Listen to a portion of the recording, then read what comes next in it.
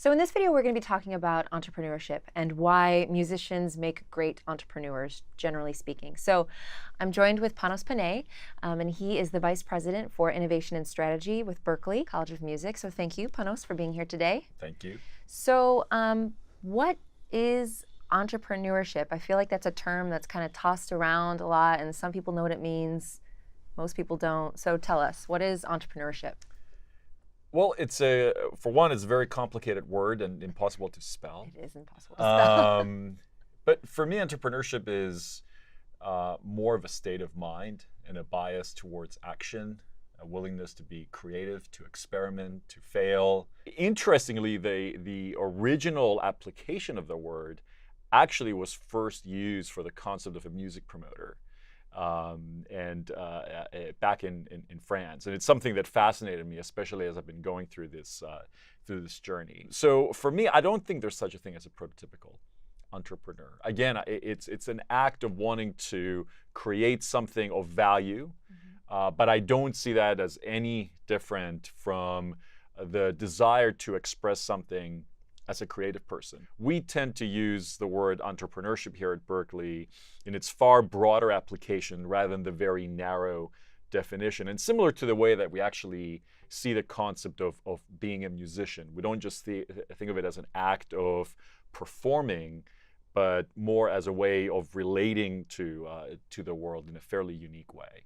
You know, I've taken your creativity and entrepreneurship course. I've gone through it, and I love when you talk about kind of how musicians already have a lot of the key components or the makings of someone who might be considered an entrepreneur. So can you talk a little bit more about that and kind of this creativity that you're discussing now? Well, I went through that journey myself. So I graduated from Berklee. I came here to be a musician, and I ended up pursuing a business path and starting my own business in sonic bids. And for years, to be honest with you, I sort of ran away from the fact that I was a musician. And it wasn't until I came to Berklee to start the Institute for Creative Entrepreneurship that I sort of thought a lot about my background. And I did conclude that actually I always thought as a musician. I like to say that if you're a musician, you can't perform music unless you're a good listener. If you are a traditional or prototypical entrepreneur, then the ability to be hyper aware and observant of the environment around you and the changes that happen. So you can apply the musical metaphor, right? The chord changes onto the entrepreneurial journey. So unless you are hypersensitive to what's happening around you, you won't be successful in either discipline. And that goes for creating music and also being aware of the market that you're... Without a doubt. Right. And musicians are extremely intuitive. Any musician on any stage has this sixth sense, if you will, of what's going on around them and how the audience is feeling at that particular time. That is the same sense that you use as an entrepreneur in terms of gauging market demand, how your customers feel about something. But then another area that fascinates me is this concept of collaboration.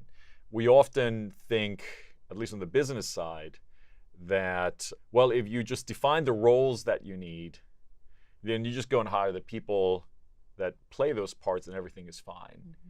But that's not quite the case. I think a far more applicable analog to this is actually the way that musicians go about collaborating and making music. It's both multidisciplinary, but it's also extremely intuitive.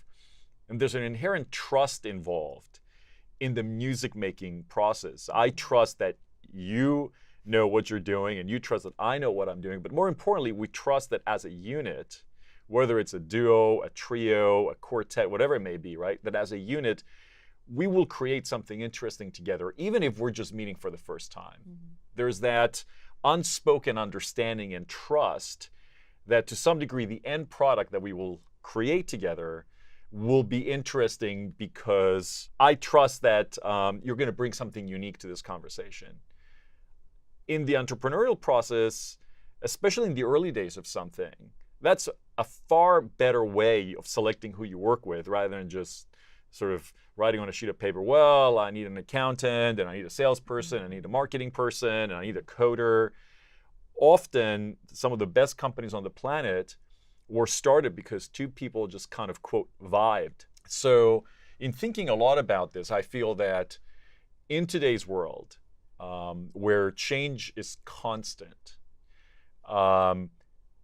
thinking a lot more like a musician when it comes to concepts of paying attention to the environment, listening to your instincts with respect to who you collaborate with, thinking quickly and improvisationally, being able to, quote, own the stage and present an effective argument, which is what a musician intuitively does every night they get on a stage. They convince an audience of a new reality, right?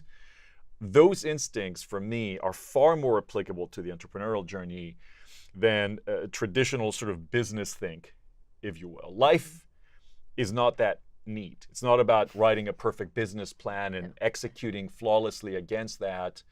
I like to use the analogy of gardening versus architecting something. You're much more of a gardener when you're running a business than you are an architect. If you have this trust, then the concept of a leader is actually continuously evolving based on situations, similar to the way that musicians interact in a live setting on stage. Yeah, absolutely. And I think being aware of, as a leader, I think being aware of your strengths and your weaknesses really play into that, so that you can surround yourself with people who can augment the things that maybe you struggle with, so that you can really begin to trust those people and create something really special.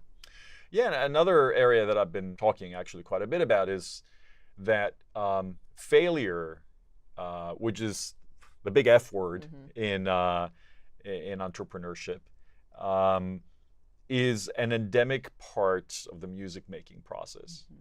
Even if you are the world's most accomplished musician, the first time that you try anything, you will fail, and you accept it as part of the learning journey. As a matter of fact, the only way to master anything is to fail time and again. For some reason in our careers, or in our business endeavors, if you will, we tend to associate failure with an end rather than as a step to a process. As an iterative process. As an iterative process. So can you give some concrete, tangible advice for these kinds of burgeoning artists on how to actually take these skills that they may already have and really transfer them over to the business side of managing a band, of doing the publicity for their band, all that kind of stuff that the business side of things entails? Yeah, I would say don't separate the two. Look at them as two critical parts of your ability to bring what's inside of you outside, and that the, quote, business side of you is actually no different than the creative side of you. We are one person, right? And you shouldn't sort of say, well, now I'm putting my business hat on and I'm leaving my creativity aside. Actually, what makes you successful as a musician is the very thing that's going to make you successful as an entrepreneur. Also, don't approach the business side, if there is such a thing, as something that's the equivalent of chewing bitter greens, right? If you approach it as part of your creative expression, and that it's something fun, just as fun as creating music, but you're creating, quote, music in a different way, that just as you get enjoyment from standing in front of an audience and moving them, right, because of the power of what you're communicating to them through your music, if you apply that and you say, well, I'm going to enjoy moving my prospective consumers or customers in the same way, but I'm using different levers, you'll enjoy the process a lot better. And also understanding that unless you do that, barring maybe the desire to be a hobbyist, then you will never have the ability to accomplish what you set out to accomplish, which I think for any creative person, it's the ability to communicate with others and bring this gift that's inside of you to them and moving them because you're doing that. I absolutely agree with everything that you're saying. I think that it deepens your understanding of your fans, and it deepens their understanding of you.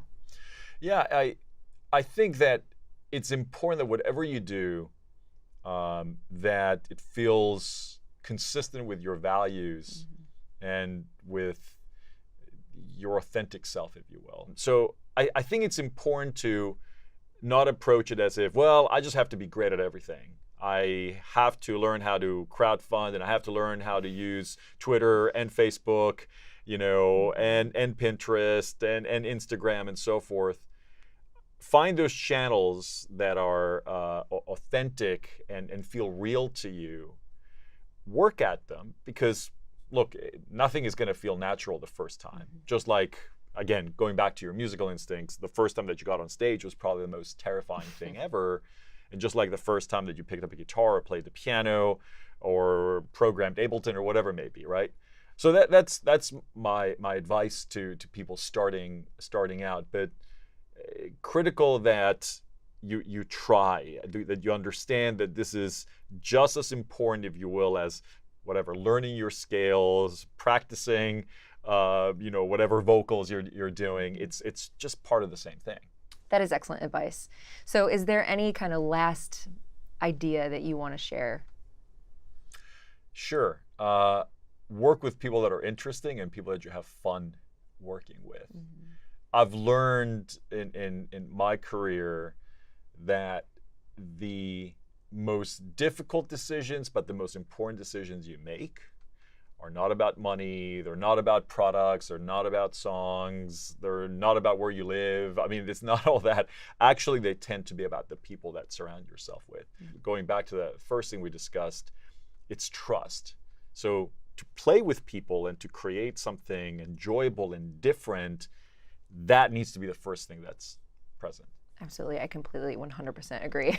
I want to make sure that I can trust my musicians, that I can trust my producer, my manager, anybody that I work with. I think that's the number one thing that I look for is this someone who shares my vision, and I trust that they have my vision at heart.